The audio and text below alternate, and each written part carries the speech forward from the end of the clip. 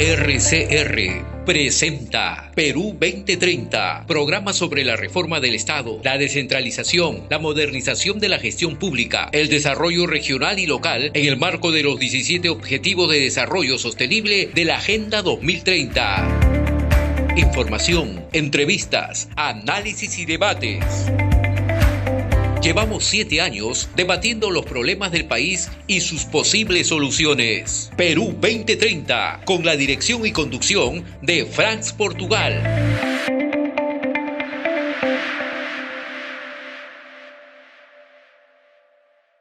Amigos, oyentes y que nos ven en el canal de RCR, Red de Comunicación Regional, la red que comunica y une al Perú en plataforma nacional. Hoy sábado 26 de agosto del 2023, último sábado del mes de agosto, estamos pues en nuestra edición 336 de Perú 2030, 7 años debatiendo los problemas y posibles soluciones del país.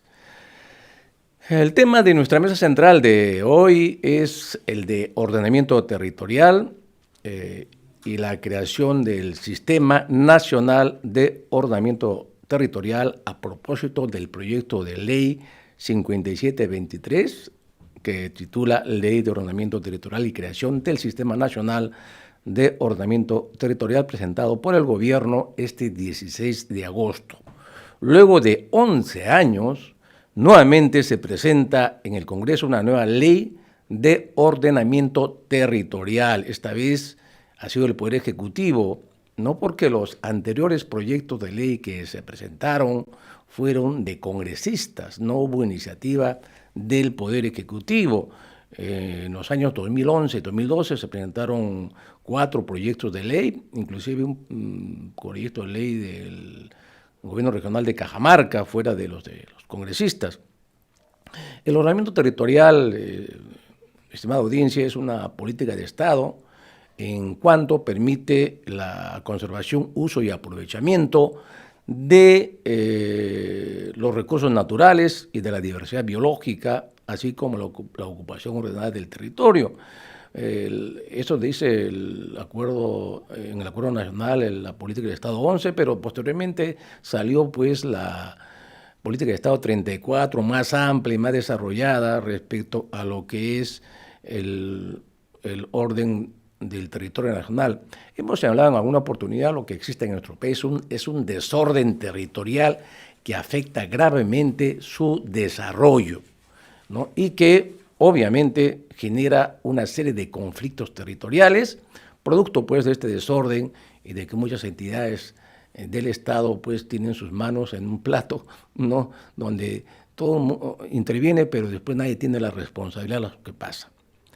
Muy bien, para conversar sobre este tema tan importante para el país, que es la gestión y el ordenamiento territorial, a propósito de la presentación del proyecto de ley del gobierno, hoy tenemos como invitado al arquitecto Raúl Molina Martínez, especialista en descentralización y es viceministro de Gobernanza Territorial de la Presidencia del Consejo de Ministros. Raúl, gracias por estar en Perú 2030.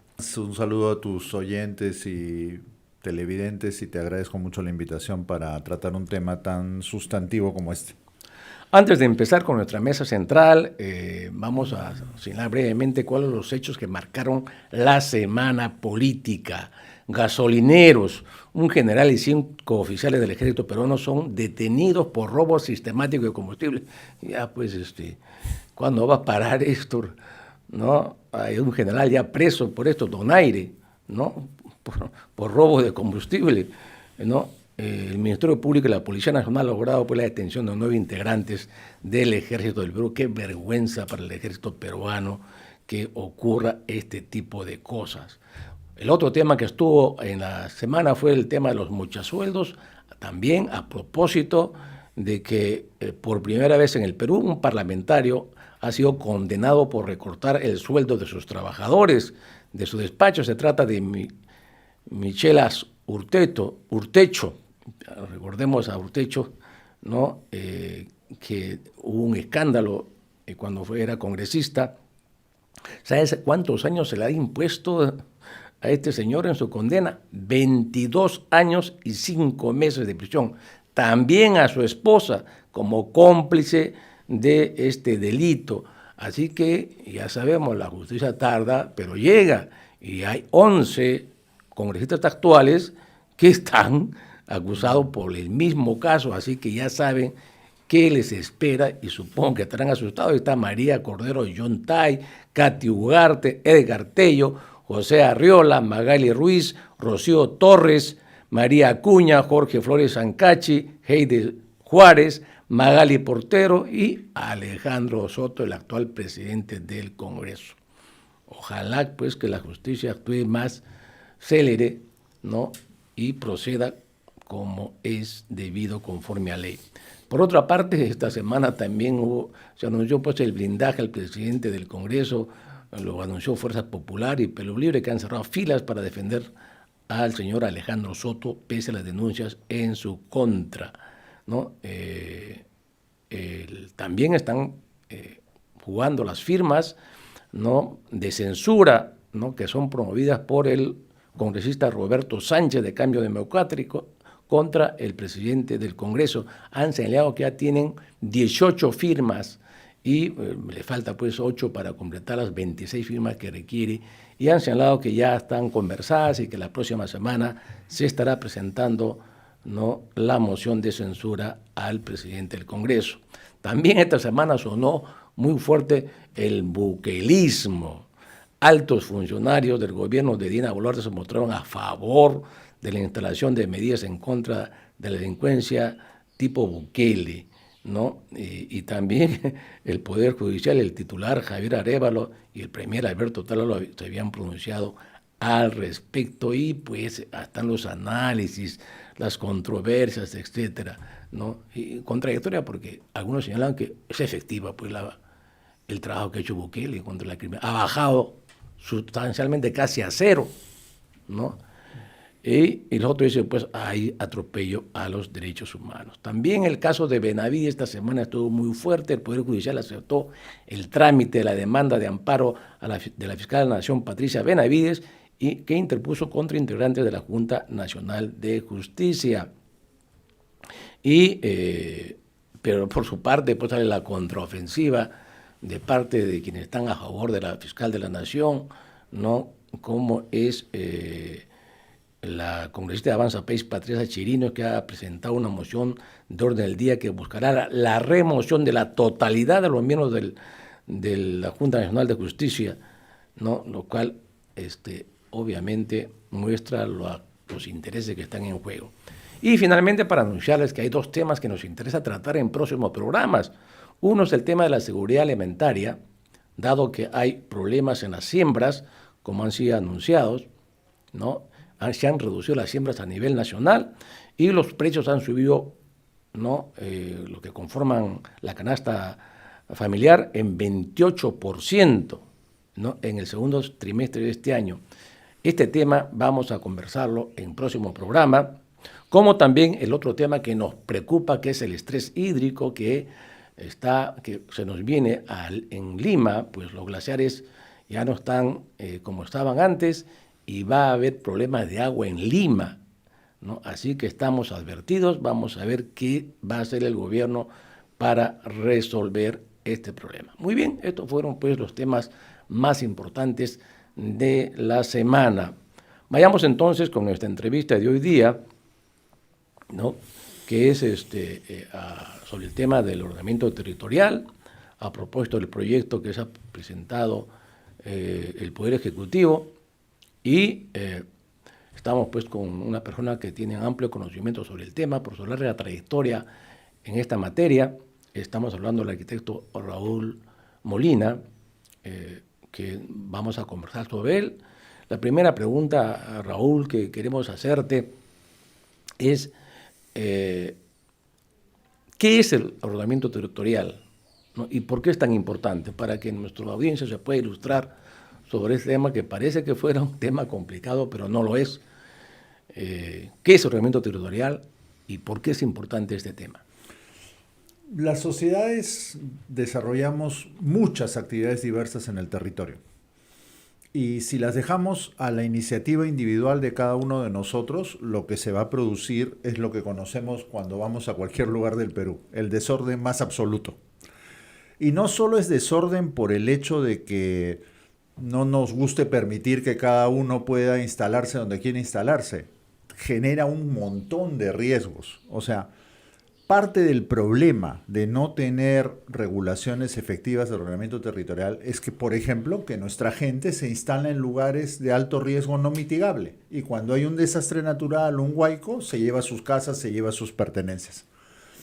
Hace poco he estado en Puno, la semana pasada, y toda la ribera del lago Titicaca se está urbanizando de una manera que nadie se ha puesto a pensar cuál debería ser la manera más sostenible para que nuestros hermanos y hermanas puneños puedan asentarse en su territorio. He estado en las Islas de los Suros y cuando le pregunté a uno de ellos, oye, pero ustedes están cada vez más extendiendo sus islas, y me dice, pero es nuestro territorio, nosotros podemos hacer lo que queremos con él.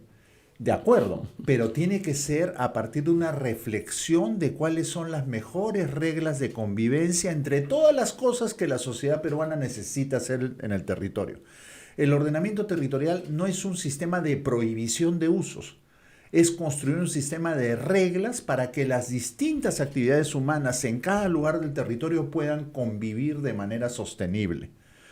Muchas veces se ha generado resistencia contra la materia de ordenamiento territorial y con el hecho de que se apruebe una ley sobre la materia en el Perú, porque hay actividades económicas y nuestros propios ciudadanos dicen, yo puedo asentarme donde necesito asentarme, las actividades económicas dicen, yo tengo que desarrollarlas y nadie me puede prohibir. No estamos hablando de prohibiciones, estamos hablando de reglas de convivencia entre actividades y eso necesita acuerdos sociales. Y para hacer los acuerdos sociales hay que ir construyéndolos progresivamente, por eso es bien importante esta ley, porque va a regular la manera como el Estado peruano actúa en una materia tan compleja como el ordenamiento territorial. Raúl, ¿por qué crees tú que ahora, cuál es la razón por la cual el gobierno se ha preocupado por el tema del ordenamiento territorial y ha presentado un proyecto de ley? ¿Cuál es la motivación ahí? A ver, este proyecto de ley, tú mismo has glosado en la introducción que ha habido muchos intentos de aprobar una ley de ordenamiento territorial en el Perú. En el propio Congreso hay varios proyectos en trámite bastante limitados en sus alcances, bien poco claros en su contenido. Pero este proyecto de ley en particular se inició cuando yo era viceministro de Gobernanza Territorial en el año 19. Y ha demorado 4 años para que sea aprobado como una iniciativa del Ejecutivo. De esos 4 años, 2 años se lo ha pasado en la Comisión de Viceministros en innumerables discusiones palabra por palabra entre los ministerios. Lo que ha pasado es que en ese proceso, el equipo que he estado impulsando, que es un equipo que entró a trabajar conmigo en la PCM, ha seguido insistiendo hasta que llamó la atención del Premier. Y el Premier, hay que reconocer, ha apoyado este proyecto de ley para que avance en el Consejo de Ministros y sea aprobado recientemente y por lo tanto planteado al Congreso. Pero además creo lo que está actuando es la conciencia del gobierno o el temor del gobierno a los efectos del niño global que se avecina, a los efectos cada vez más visibles que está teniendo el cambio climático en nuestra geografía. Acabo de mencionar el caso de Puno. Ayer ha salido en la televisión una cosa que pude observar yo directamente en la realidad. El nivel del lago Titicaca ha bajado en 1.30 metros en los últimos años. Y si uno pasea por Puno, zonas que yo estuve siempre acostumbrado a ver con agua, hoy día están secas. Pero el caso del lago Titicaca es un escándalo por la terrible. Contaminación. Entonces, hay 10 distritos que botan sus desagües ahí sin ninguna duda, río que alimenta. Entonces, creo que el gobierno está enfrentado a una enorme incertidumbre por lo que va a pasar en el próximo verano, si vamos a tener lluvias intensas, sequías en las zonas altoandinas. Entonces creo que eso debe haber contribuido a la conciencia de que necesitamos de una vez ordenar este tema. Somos el país más atrasado en América Latina en términos de legislación sobre ordenamiento territorial. ¿Quiénes son los que se oponen a esta norma? ¿Cuáles son los intereses que están en juego? ¿Y tú crees que hoy en día va a ser posible que se apruebe esa norma?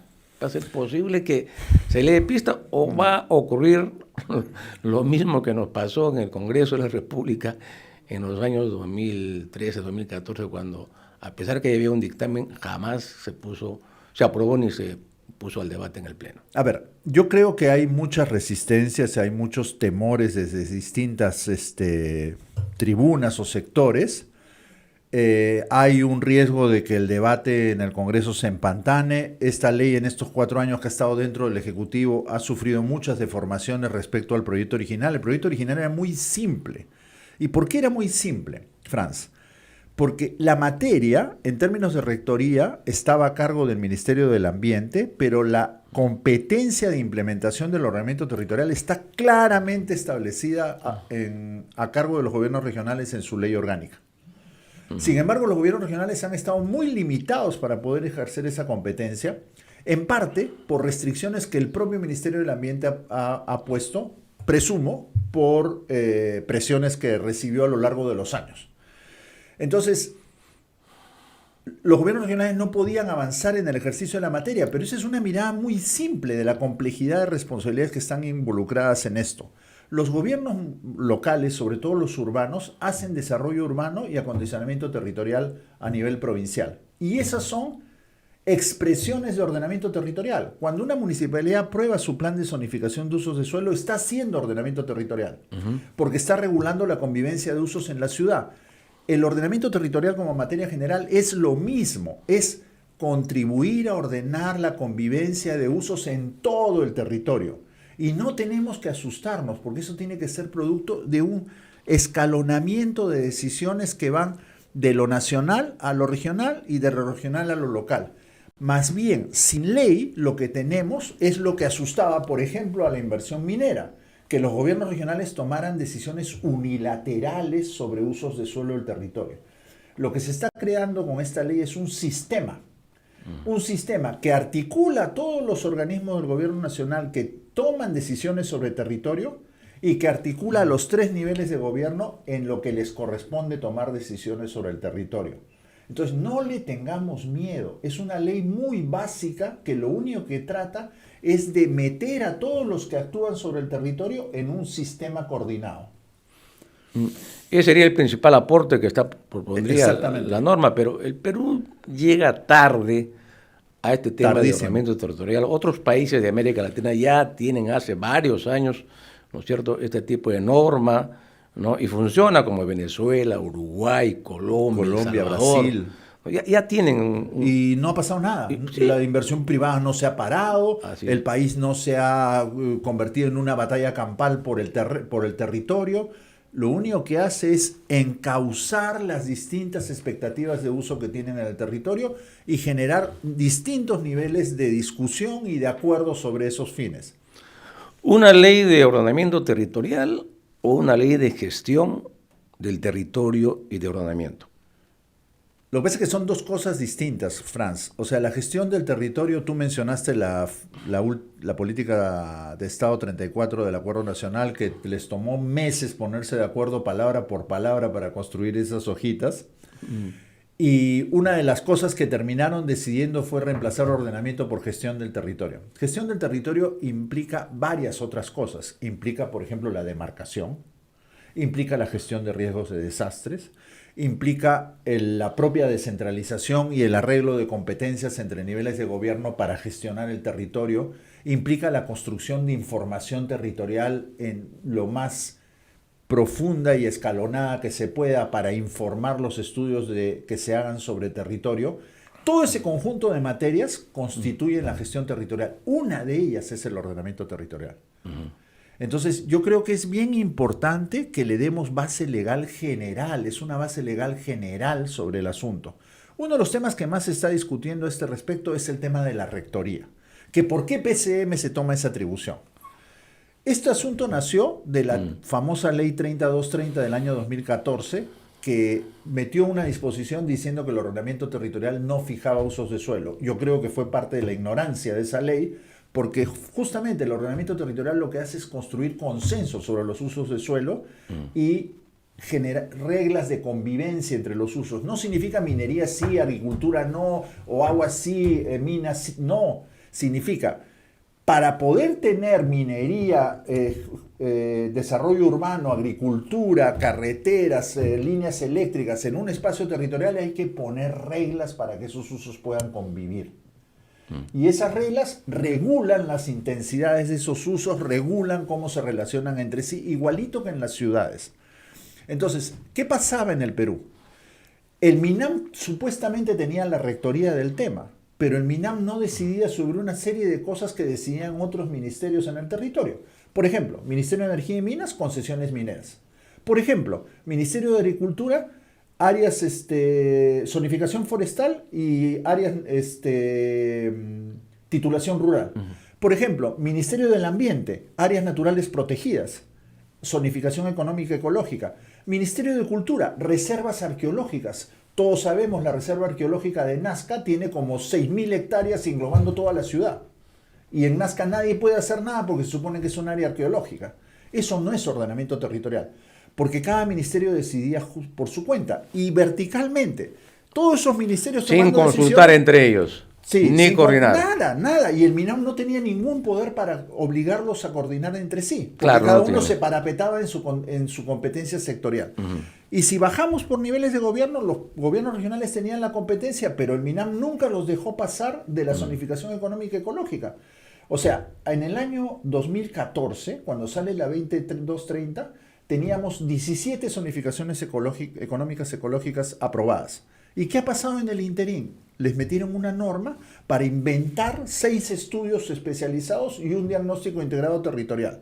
¿Para qué un diagnóstico si la ZE es un diagnóstico del territorio? Lo que se quería era que no pasaran a diseñar planes de ordenamiento territorial. ¿Cuál es el resultado? Hoy día solo un departamento tiene un plan de ordenamiento territorial. Uno nomás. Tacna. Después de tantos años. Tacna. Y es un plan de ordenamiento territorial que no sé quién los ha asesorado, porque yo lo he tenido que revisar para un trabajo el año pasado, y es bastante malito. No es propiamente un plan de ordenamiento territorial. No cumple con los requisitos. Claro, con el perdón de los tacneños que seguro que se han esforzado por poder llegar a término con su producto. Y más abajo, las municipalidades toman decisiones sobre desarrollo urbano, el Ministerio de Vivienda regula el desarrollo urbano y no coordina con el MINAM para eso, claro. Y todas las áreas de expansión urbana comprometen territorio, y además las municipalidades provinciales tienen una atribución de aprobar planes de acondicionamiento territorial provincial. Lo que hace esta ley es meter todo eso en un sistema, para que actuemos coordinadamente todos los que tenemos que tomar decisiones sobre el territorio. Entonces, yo le digo al sector privado, que invierte en minería, en petróleo, en agroexportación, en generación eléctrica, no se asusten. Tenemos que avanzar, tenemos que atrevernos a discutir la manera como van a convivir los usos en el territorio, y lo que está haciendo esta ley es proponer un marco para que esas discusiones se produzcan. Peor es el desorden en el que estamos hoy día. Nos cuesta un montón como país cada vez que hay un desastre, nos cuesta enormemente. Miremos ciudades como Tarapoto, que tienen una dinámica muy fuerte. Cuando uno llega por avión en Tarapoto, la forma como se está organizando y perdiendo área rural alrededor de Tarapoto, en un absoluto desorden, solo llevado por la iniciativa privada de urbanización, es inaceptable. Inaceptable. Tenemos que ordenar esas iniciativas. No es que la gente no puede hacer. Tenemos que aprender a hacer dentro de determinadas reglas comunes. Ahora bien, Raúl, alguien que se ha opuesto de manera sistemática, y a mí me consta, es la Sociedad Nacional de Minería y Petróleo. El Ministerio de Energía y Minas cuadricula el Perú, ¿no es cierto? En cuadrantes de 100 kilómetros cuadrados. ¿No es cierto? Y bueno, pues y reparte figuritas. Así es. Y después dice, bueno, dice la sociedad, pues y si ya sabemos dónde podemos explotar, ¿por qué diablos alguien tiene que entrometerse y decirme que acá no puedo hacer minería? ¿No? Y entonces se oponen, pues, se han opuesto sistemáticamente. Ahora, no sé si habrán cambiado su forma de pensar. Vamos a esperar. Todavía no hemos leído nada ni escuchado nada que ha dicho la Sociedad Nacional de Minería respecto a este proyecto de ley. Deben estar estudiándolo y tarde o temprano tendremos noticias cuál es la posición, ¿no?, de la sociedad que se va a poner. Esperamos que el gobierno no se asuste y dé marcha atrás, porque a mí me parece de que se va a asustar. ¿Tú qué crees? A ver, lo que me han dicho es que en el Congreso el proyecto de ley ha ido a 2 comisiones, a descentralización y a economía. Y sí, soy consciente que en la Comisión de Economía la Sociedad Nacional de Minería podría influir siguiendo su comportamiento habitual frente a este tema, que en lugar de buscar una regulación sana, prefiere evitar esa regulación y solo basarse en la competencia de concesión minera que tiene el MINEM.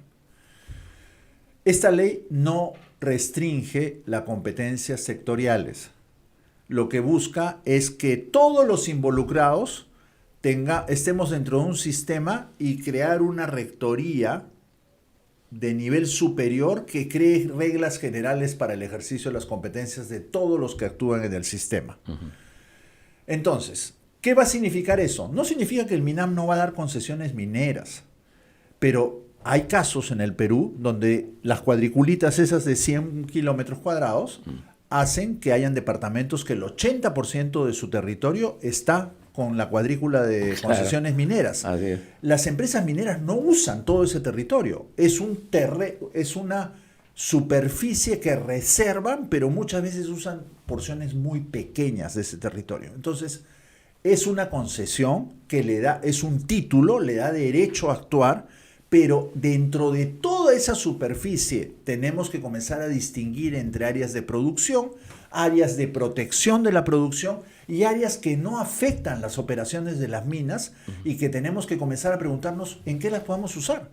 Porque no podríamos aceptar que el departamento de Moquegua solo podemos hacer cosas que no sean minería en 20 o 15% del territorio, porque Moquegua está concesionado en un 85%, Arequipa en un 80%. Entonces lo que tenemos que hacer es comenzar a discutir ya más específicamente dentro del territorio qué cosa necesita y con qué intensidad de uso la minería, qué cosa necesita y con qué intensidad de uso la agricultura, el desarrollo urbano, las infraestructuras, porque las carreteras, las líneas de alta tensión, los canales de regadío necesitan territorio. Entonces, las mismas discusiones que hacen los países europeos, que hace Canadá, que hace Australia sobre su territorio, tenemos que aprender a hacer nosotros. No significa decirle no a la minería, no significa restringirla en su capacidad de desarrollarse. Significa que tenemos que aprender a sentarnos a discutir entre todos los que tenemos expectativas sobre el territorio y ponernos de acuerdo en algunas reglas de convivencia entre los usos. Muy bien, vamos a hacer, estimados amigos que nos están viendo y oyendo a nivel nacional, una breve pausa en Perú 2030 y regresamos. Ya retornamos con Perú 2030.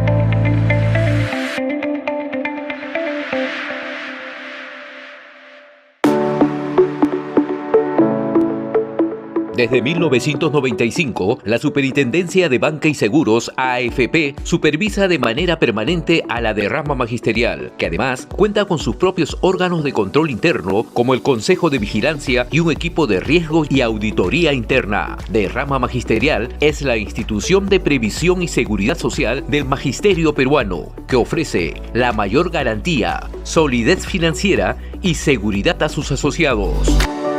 Derrama Magisterial, seguridad social para los maestros.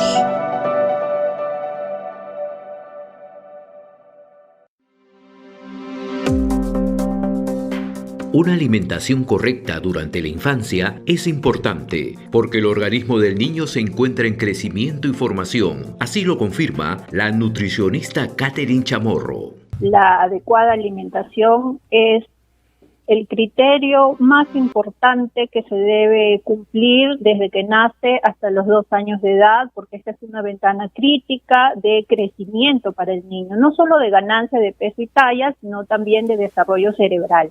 Entonces, la adecuada nutrición en esta edad va a marcar en realidad el futuro, además del niño, ¿no? Por eso tenemos que garantizar que los niños estén bien alimentados para que tengan un adecuado estado nutricional, gocen de buena salud y tengan un crecimiento y desarrollo saludable. Ten en cuenta que una buena alimentación del niño le permitirá buen crecimiento, óptima capacidad de aprendizaje, comunicarse, pensar, un correcto desarrollo psicomotor y, en definitiva, para la prevención de factores de riesgo que influyen en la aparición de algunas enfermedades. Te lo recuerda RCR, Red de Comunicación Regional. La red que comunica y une al Perú.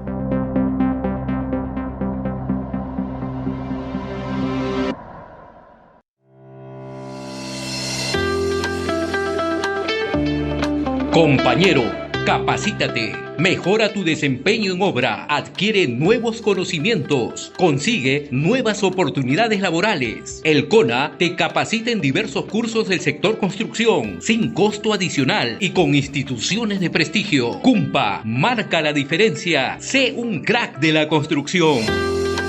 CONA, juntos logramos fortalecer tus capacidades en construcción.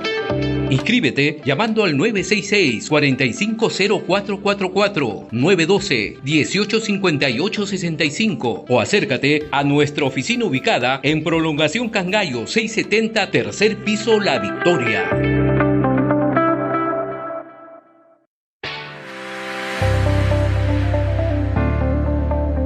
Sigamos con Perú 2030.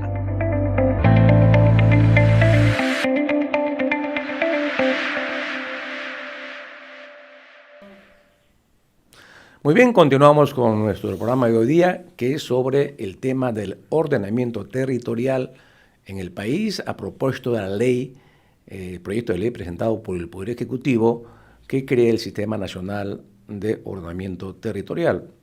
Estamos conversando con Raúl Molina, ex viceministro de Gobernanza Territorial de la Presidencia del Consejo de Ministros y también, por supuesto, experto en estas materias que hoy día estamos conversando. Raúl, estabas mencionando algunos temas de orden técnico como el famoso POT, el Plan de Ordenamiento Territorial, la zonificación económica ecológica, estudios especializados, diagnóstico, una serie de instrumentos que en este último periodo los gobiernos regionales estaban desarrollando, unos gobiernos regionales más que otros, ¿no? Y a la espera pues de que salga la ley, y han pasado ya como más de 10 años. ¿Y cuál ha sido el resultado de estos estudios? O sea, ¿han sido útiles realmente? ¿Han servido para los propósitos de ordenar el territorio del país? A ver, tengo que ser bien claro, ¿no? O sea, es meritorio el esfuerzo que ha hecho el sector ambiente desde la época del CONAM. Las primeras normas sobre zonificación económica y ecológica provienen del año 2004, 2006. Y a partir de ahí, cuando los gobiernos regionales se instalaron en 2003, su ley orgánica, como ya dije, tiene muy clara la competencia que les corresponde en el ordenamiento territorial. Entonces MINAM los empujó y los asistió a que hagan sus zonificaciones económicas ecológicas y, como dije, 17 gobiernos regionales lograron aprobarlas. Pero hay que ser muy claro, la zonificación económica ecológica es un diagnóstico del territorio, no es ordenamiento territorial, no toma decisiones. Lo que pasa es que se les entusiasmó a los gobiernos regionales, más o menos en 2013, 2014, Cajamarca y Piura habían terminado sus zonificaciones económicas ecológicas con mucho esfuerzo y querían pasar al plan de ordenamiento territorial. Y claro, hubo mucha resistencia porque recordemos que en 2011 es el caso de Conga en Cajamarca y el discurso binario de mina no, agua sí. Entonces todo eso generó un clima que hizo que el MINAM tomara dos decisiones que han sido absolutamente perjudiciales y han estancado estos procesos desde ese momento. Primero, en 2013 crea o regula la obligación de los gobiernos regionales de, después de terminar su zonificación económica y ecológica, hacer 6 estudios especializados que tenían que sintetizarse en un diagnóstico integral del territorio. Pero si la ZE es un diagnóstico, ¿para qué tienen que hacer otro diagnóstico? ¿Por qué? Claro, porque la ZE está muy enfocada en recursos naturales. Entonces se dieron cuenta que faltaban los procesos urbanos, se faltaban los procesos demográficos, los procesos económicos. Entonces en los 6 estudios les piden, desarróllame todo esto y vuelve a integrarlo. Y lo segundo fue la famosa ley 30230 del año 2014, donde se establece que el ordenamiento territorial no fija usos de suelo. Y con eso lo único que se generó es una enorme confusión. Entonces, si no fija usos de suelo, ¿qué cosa hace? No se dijo lo que hace, que es regular la convivencia de los usos. No se trata de prohibir o autorizar. Las prohibiciones y las autorizaciones son responsabilidades sectoriales. Lo que se trata es de generar consenso sobre el mejor uso combinado del territorio para las distintas necesidades de la sociedad. ¿Qué ha pasado producto de eso? Que se ha estancado el proceso. Entonces, desde el año 2014 hasta hoy día, lo único que hay es información del propio MINAM el año pasado, en octubre. 6 gobiernos regionales que han completado estudios especializados. 6 de 24. 6 de 24. Solo 2 Muy han poco, logrado sintetizar esos estudios especializados en un diagnóstico integral de territorio. Y solo 2 han emprendido su plan de ordenamiento territorial. Junín, que no lo ha logrado aprobar, y Tacna, que lo ha aprobado. Pero como les digo, es un instrumento muy limitado el de Tacna. Es una especie de versión con un poco más de cartografía del plan de desarrollo concertado. Creo que nadie, ni en el propio MINAM, tienen claro cuál debe ser el contenido de un POT, pero me queda claro, el POT es la versión territorial del plan de desarrollo concertado. No son dos cosas distintas. Claro, no pueden Es ser. igual que en una ciudad. El plan de desarrollo concertado de una provincia o un distrito urbano es los objetivos de su plan de desarrollo urbano. O sea, la ciudad sirve a los objetivos del plan de desarrollo concertado. Es lo mismo. Los objetivos de desarrollo concertado de los planes regionales tienen que expresarse en el plan de ordenamiento territorial en el territorio. Son dos instrumentos que deben ser reflejo uno del otro. Y si no se explica eso a la gente, si no se explica eso a la inversión privada, no vamos a entender la necesidad de tener una ley general. Esta ley no está prohibiéndole nada a nadie. Lo único que está haciendo es armar un sistema institucional que permita coordinar todas las competencias dispersas en el Estado respecto a toma de decisiones sobre el territorio. Ahora bien, han transcurrido tanto tiempo desde que estos instrumentos, más de 10 años, ¿por qué crees tú que tan poco trabajo se han desarrollado? Me dices que solamente 2 gobiernos han llegado a ver el tema del plan de ordenamiento territorial y solo uno lo ha logrado aprobar. Y no ha habido mayor desarrollo de estos instrumentos que son útiles porque son diagnósticos, son análisis importantes. ¿A qué crees tú que se ha debido esta lentitud? ¿O hay algún problema de repente de orden presupuestal o de tipo de especialización o gente que requiere capacitarse para hacer este tipo de trabajo? Yo creo que los equipos del MINAM han desarrollado capacidades, pero en determinada escala de lo que se requiere para hacer planeamiento territorial. Planeamiento territorial es mucho más que ZEE. Creo que en el MINAM han desarrollado una capacidad para hacer ZEE, pero todavía no han desarrollado capacidades y no tienen una claridad sobre lo que son los instrumentos de ordenamiento territorial. Hay que leer los últimos documentos que ha publicado CEPAL sobre planeamiento territorial. Tienen una mirada mucho más multiactoral, más que cartográfica, de lo que significa tomar acuerdos sobre el uso del territorio. Creo también que ha habido mucho temor del sector privado. Como ya mencioné, el caso de Cajamarca fue simbólico en esos años 2013-2014. Y hubo mucho miedo de que si se dejaba que los gobiernos regionales avanzaran y pasaran de la ZEE al plan de ordenamiento territorial, podían tomar decisiones que restringieran las posibilidades de inversión privada en varios departamentos.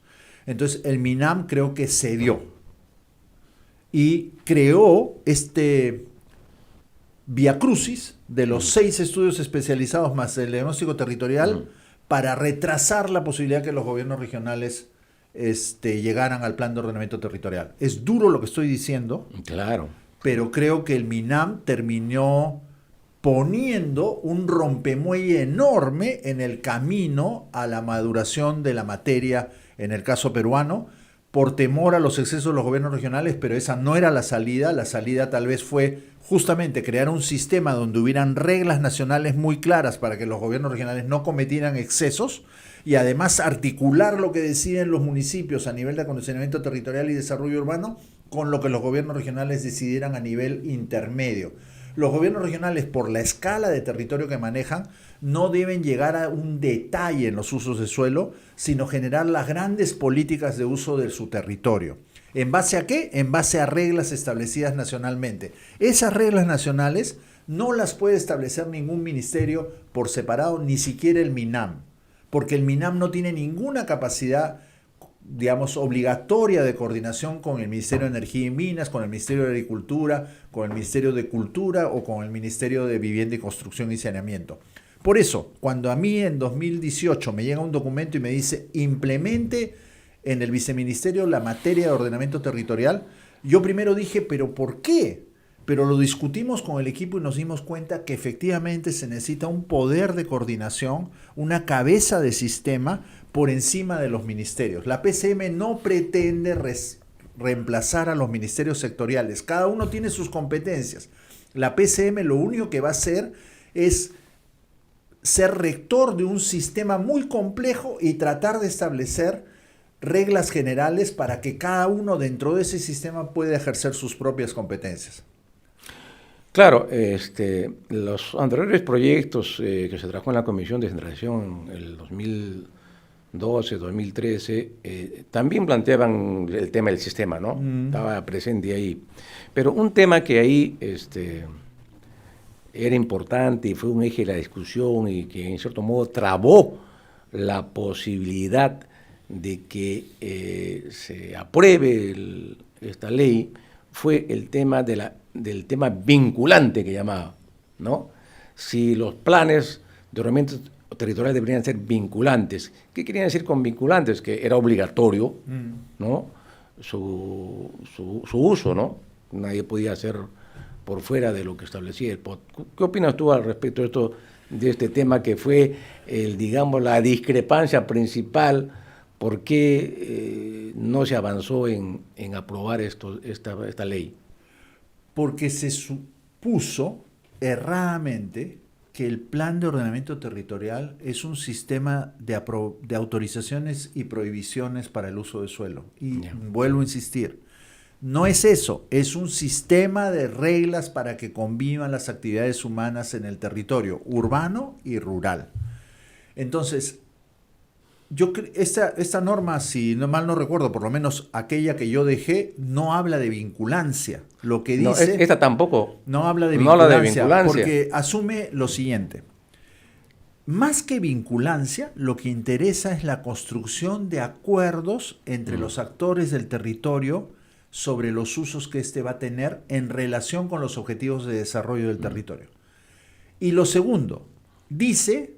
Esa norma asume que esos acuerdos se van tomando escalonadamente, de lo general a nivel del gobierno nacional, que tiene que establecer políticas generales o orientaciones generales de uso del territorio, a nivel intermedio o meso, los gobiernos regionales que establecen políticas generales para el uso de su territorio, y a nivel local se toman las decisiones más específicas.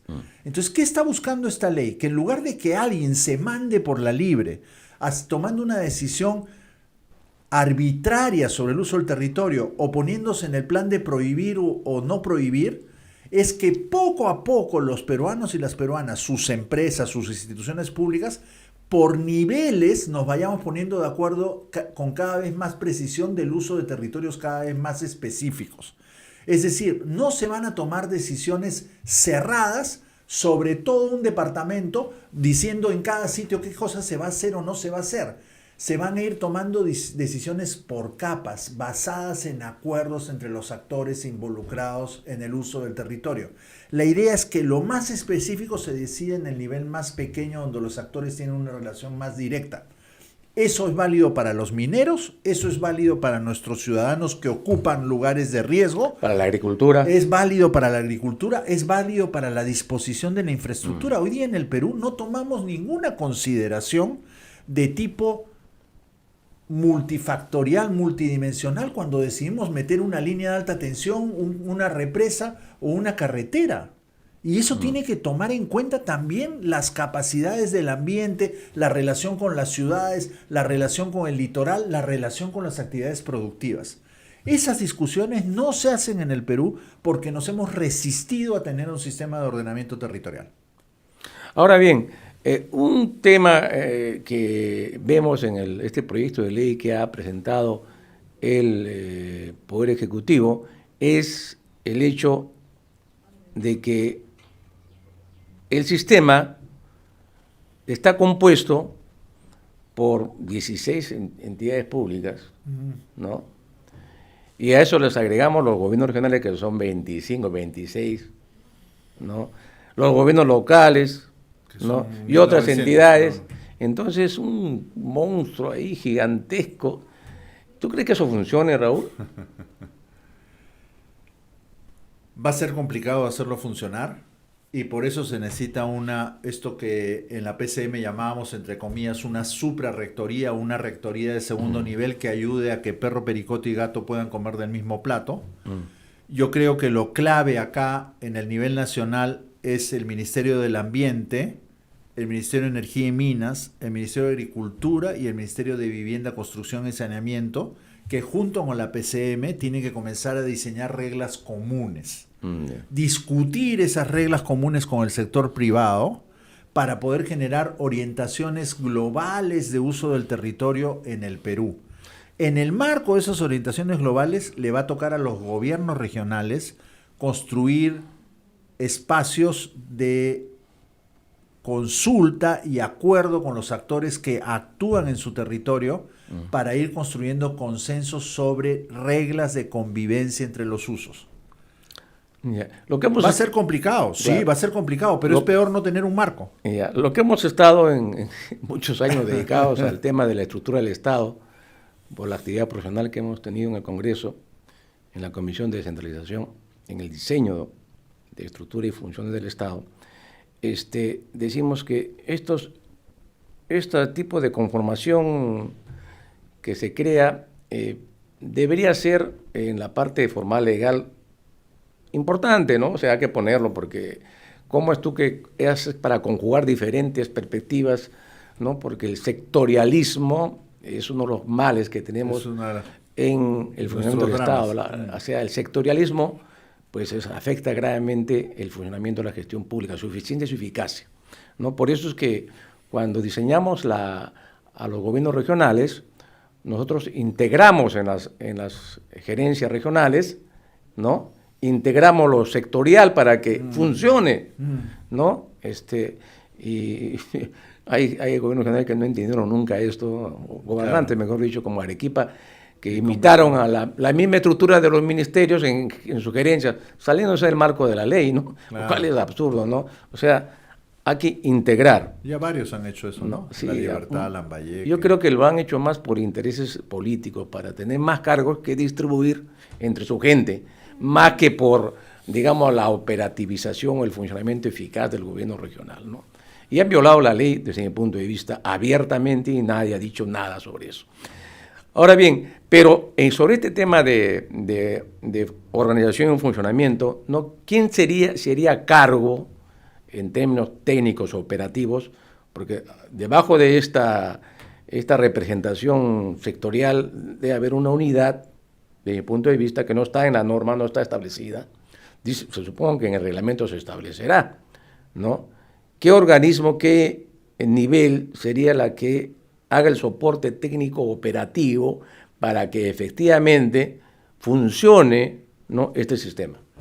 A ver, la PCM tiene, como ustedes saben, un viceministerio de gobernanza territorial que tiene 4 grandes materias que tienen que ver con la gestión del territorio: la descentralización, la demarcación territorial, la gestión de conflictos, que la mayoría de ellos se expresan en el territorio, y hay una 4ª unidad que no tiene el nivel de secretaría, que se creó como unidad funcional porque en su momento no me apoyaron en gestión pública para convertirlo en secretaría, que fue nuestro pedido. Una unidad funcional de ordenamiento territorial y gestión de riesgos de desastres, que son 2 materias muy relacionadas entre sí. La propuesta que teníamos desde el comienzo que nació este proyecto de ley fue que se cree una Secretaría de Ordenamiento Territorial y Gestión de Riesgos de Desastres que actúe como brazo técnico del viceministerio para gestionar el sistema, ayudar a gestionar el sistema, que actúe como Secretaría Técnica del sistema. Claro. El viceministerio es la cabeza política de las materias de gestión del territorio, pero necesita un brazo técnico que sería esa secretaría. O sea que el viceministerio sería la unidad técnica que daría el soporte. Apoyado en la secretaría que está por crearse. No se ha mencionado porque no está creada, solo existe como unidad funcional. Claro. Entiendo. Va a tener que ser una secretaría bien potente. Claro. ¿Se acuerdan? Hace muchos años en la PCM había una secretaría de riesgos de desastres. Ahora la idea es que sea una secretaría mucho más potente que relacione la gestión de riesgos de desastres, que es un tema fundamental para el ordenamiento territorial con este mismo, ¿no? Bueno, Raúl, el tiempo nos está ganando. Increíble cómo se va el tiempo. Y finalmente, una última pregunta con la cual cerraríamos el programa. El tema, la ley, el proyecto de ley que ha sido presentado habla sobre los roles de los niveles subnacionales de gobierno como los gobiernos regionales o las municipalidades en algunos artículos, el 12 y el 13, ¿no? Y les da responsabilidades.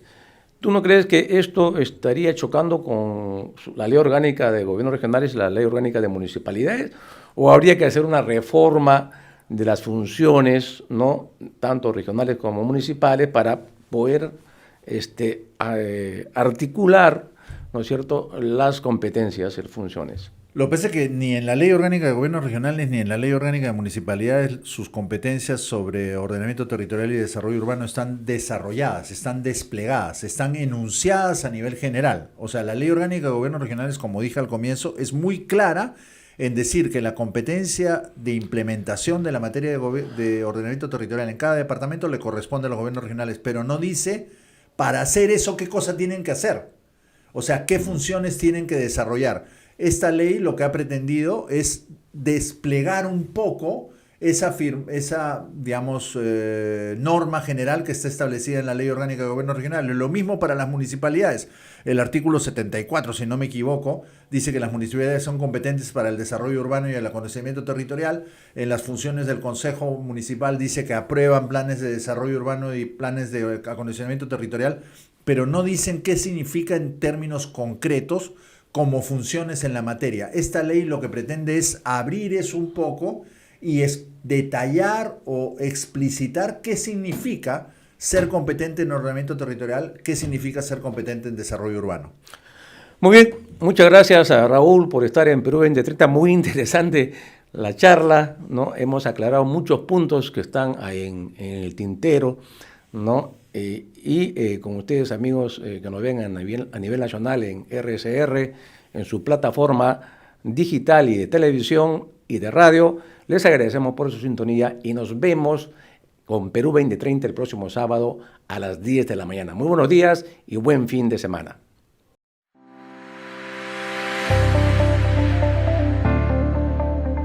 RCR presentó Perú 2030. Retornamos en nuestra próxima edición con más información, entrevistas, análisis y debates sobre los problemas del país y sus posibles soluciones. Perú 2030.